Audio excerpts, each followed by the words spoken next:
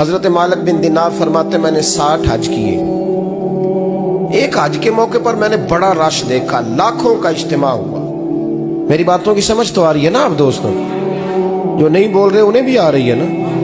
اللہ جزا دے. کہتے ہیں لاکھوں کا مجمع تھا تو میرے دل میں خیال آیا, میں نے کہا اے اللہ, اتنے لوگ آئے ہیں, ان کا حج قبول بھی ہوا ہے کہ نہیں؟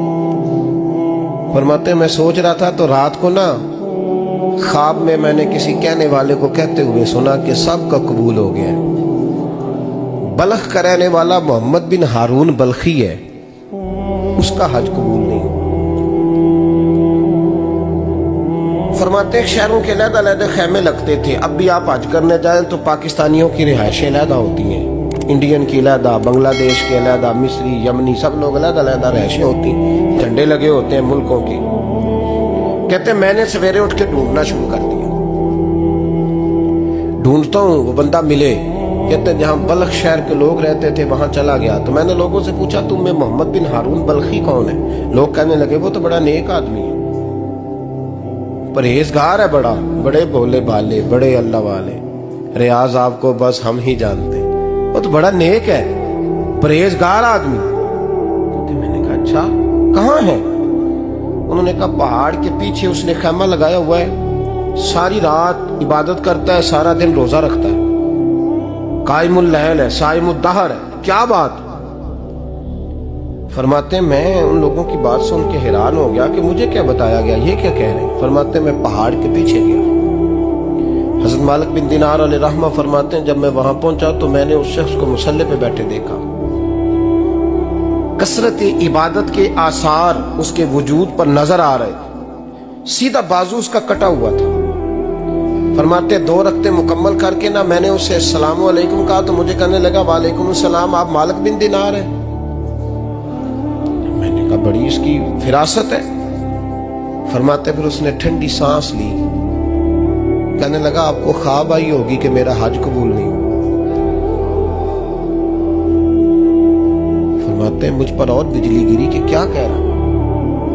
فرماتے میں نے کہا یار لوگ بھی تیری تعریف کر رہے ہیں اور تیری بصیرت بھی بڑی ہے, تو یہ ماجرا کیا ہے؟ کہنے لگا آپ نہ پوچھیں. یہ کہہ کے اس نے رونا شروع کیا, دیر تک روتا رہا. میں نے کہا نہیں یار تو بتا. کہنے لگا نہیں آپ نہ پوچھیں, آپ ناراض ہو گئے. میں نے کہا میں نہیں ہوتا, تو بولنا.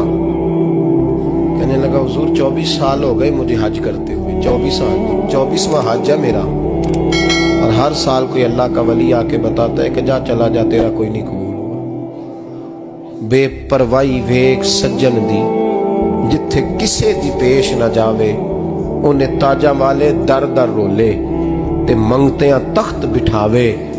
آزم کسے نو کارا ملدا ہی کوئی کعبے و خالی آوے. کہتے ہیں اس نے مجھے کہا حضور 24واں حج ہے, ہر سال کوئی بتاتا ہے. میں نے کہا تیری غلطی. کہنے لگا میں اپنی ماں کا نافرمان.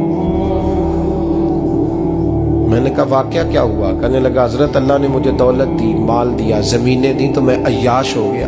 امام مالک بن دینار رحمت اللہ علیہ فرماتے ہیں مجھ سے کہنے لگا پیسے آئے تو میں عیاش ہو گیا.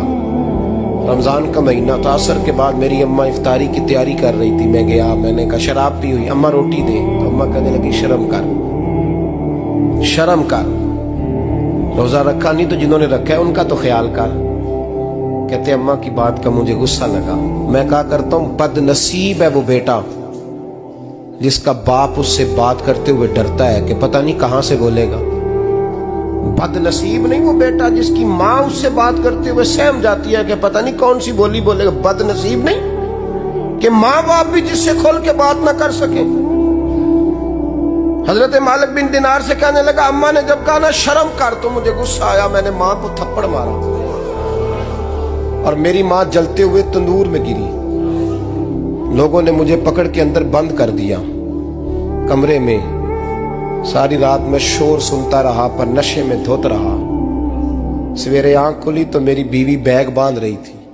میں نے کہا کہاں جا رہی ہو؟ کہنے لگی جو ماں کا نہیں بنا میرا کیسے بنے گا.